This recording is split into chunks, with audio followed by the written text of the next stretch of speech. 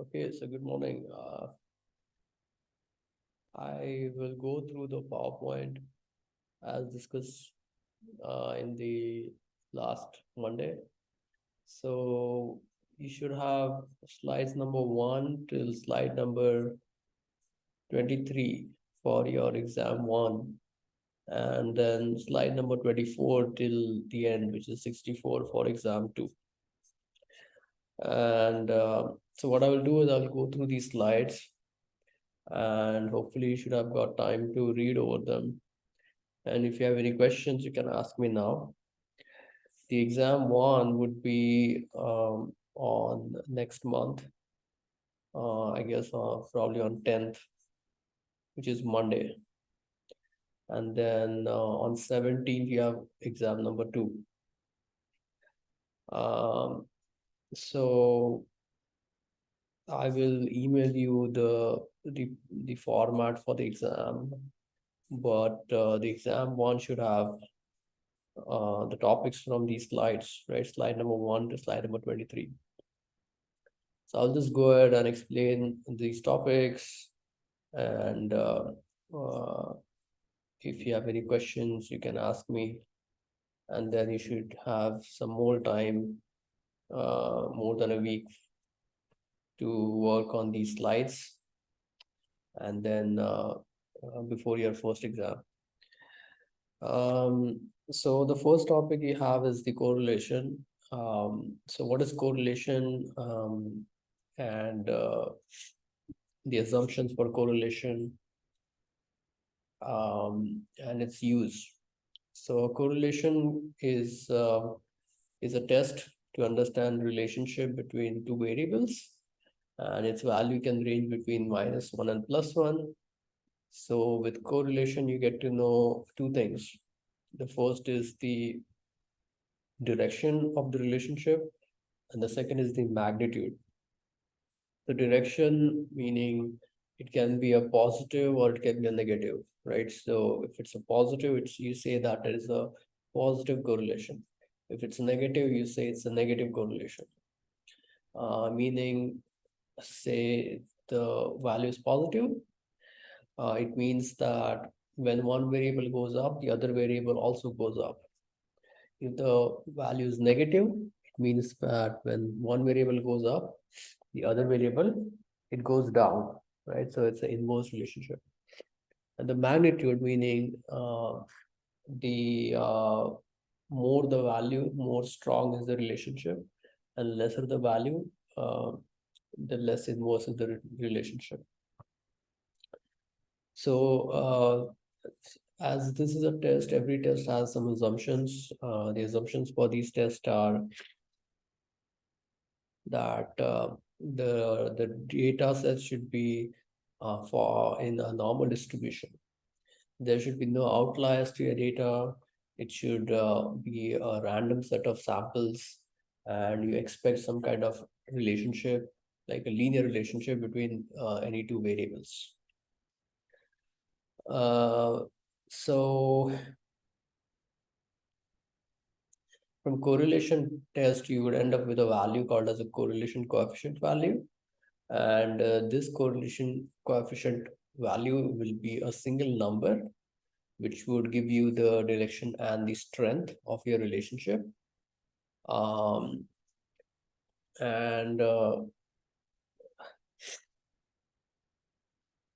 there are different ways of calculating a correlation, right? So you can have a correlation using a Spearman test or a Pearson test. So these are just different types of correlation test.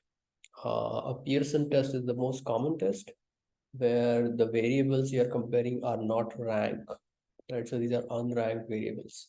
And the Spearman is where you have ranked variables, right? So ranked variables are, say, the ranks, right? So it can be rank 1, rank 2, rank 3. So if you have variables in ranks, then you use Spearman test, or normally you used to use a Pearson correlation test.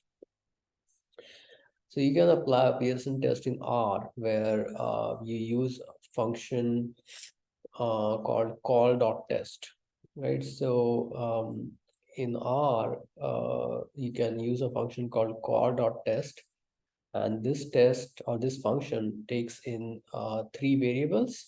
The first variable is your first group, a second variable is your second group, and third variable is the method. So in this case, we are using a Pearson method, and this is just a sample data coming from a variable called empty cars in R. But I would mostly be interested for you to understand the test name or the function name and the arguments it takes to apply this test. So the function name for calculating the correlation value is call.test, and it takes in three variables. The first variable is your group 1, second variable is group 2, and third variable is your method to calculate the correlation test. It can be Pearson or it can be Spearman. Then you need to know what is a hypothesis, right? So hypothesis is just an assumption which you make before calculating any of these tests. There are two types of hypotheses. One is called as the alternate hypothesis, and the other one is the null hypothesis. So alternate is where you say that the two groups are significantly different, while the null hypothesis, you say that the groups are not different. So you need to know what is a hypothesis, what is a null hypothesis, and what is an alternate hypothesis. Then what are these variables? So variables normally they broadly classified into ordinal and nominal. They are both considered as categorical variables because uh, they work they consist of categories, and some examples of these variables can be, say, ranks, rank 1, 2, 3, 4, or it can be, say, genders, right? Genders, it can be categorized into males or females, so two categories. Ordinal variables, meaning there is an order or there's a rank, so it can be, say, rank 1, 2, 3, 4. So these are ordinal variables where there's an order to variables. A nominal is where you just have two classes or two groups, males and females. There is no order, right? So male does not come up before females, or females does not come after males. So you need to know what is an ordinal variable, what is a nominal variable, and the example of an ordinal variable, example of a nominal variable. Then what is the estimate, right? So there's something called as a point estimate and an interval estimate. So point estimate is just a single value threshold or an estimate. Say, for example, it can be a mean or it can be a median. So these values are point estimate because they are just one number which can estimate some estimate an information about a population, right? While the interval estimate is where you have a range or an interval, right? So you have an upper threshold, you have a lower threshold. So an interval. And the example of an interval estimate would be a confidence interval. Then you need to know what is standard error, standard deviation. So both standard error and standard deviation are the measures of variability. And standard deviation reflects variability within the sample, while the standard error estimates the variability across the samples. Okay, so standard deviation means just within sample variability, while standard error, it means the across sample variability in the population. Then you need to know what is a mean and then what are the types of mean, right? So mean is just an average, and it is calculated by adding up all the values and divide that by the sum of number of values or the number of values. And there are three different types of means. First is called as a weighted mean, second is the geometric mean, and third is the harmonic mean. So weighted means is when some values have more weight than other values, right? So some values calculate more or contribute more than the other values. Geometric is where you multiply rather than sum up, right? So in normal mean, you just add and then divide by number. In geometric mean, you multiply and divide by number. And harmonic is where you take the reciprocals of your values. Then what is an ANOVA, right? So ANOVA is analysis of variance, and ANOVA is used to see if there is a difference between two groups or between more than two groups. And there are different types of ANOVA. So um, the two important categories would be one-way ANOVA and two-way ANOVA. So a two-way ANOVA is also called as a factorial ANOVA. And in this, the examples of factorial or two-way ANOVA where you want to test the effects of vaccination and the health status on the rate of flu infection. So say you are you have a vaccine and you want to test that vaccine on the health of some person, and how would that affect the rate of the infection, right? So you have some dependent variables, you have some independent variables. So a two-way ANOVA is where you have more than one independent variable and one dependent variable, right? So just remember, and two-way ANOVA is where you have more independent variables and one dependent variables. And the example of two-way ANOVA would be, say you want to test the effects of vaccination and the health status on the rate of infection.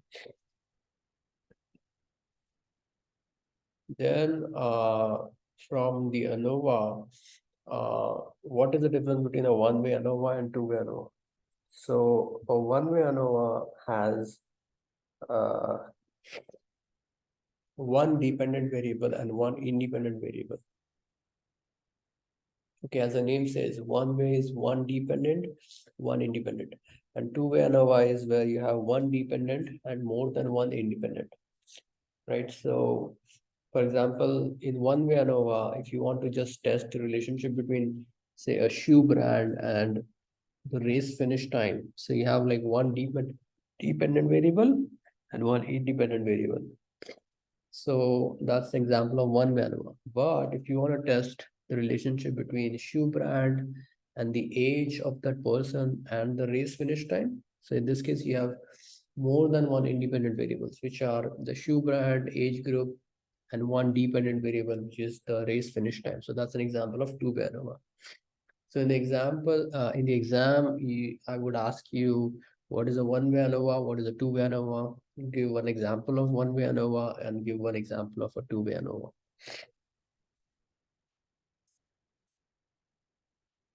And then again in the R, you can use function for calculating the one-way ANOVA. So the function in R is AOV, right? So AOV is a function to calculate the ANOVA, and it takes your independent variable, dependent variable, and the data frame. Okay, so in the exam, I won't ask you to run the R code, but at least you would be expected to know the function for each of these tests. Okay, so just go through these 23 slides. And then also look into some of these R programs with the functions. And if you have any questions, you can email me, and then we can catch up with those questions. But you would have your exam one on slides number 1 to slide number 23, which is the end of one-way or two-way ANOVA. Okay. So if you have any questions, you can ask me now. And if you don't have any questions, just go through these slides, and then I will give you more details on the exam and the format and the dates in an email. Okay, I think we are done.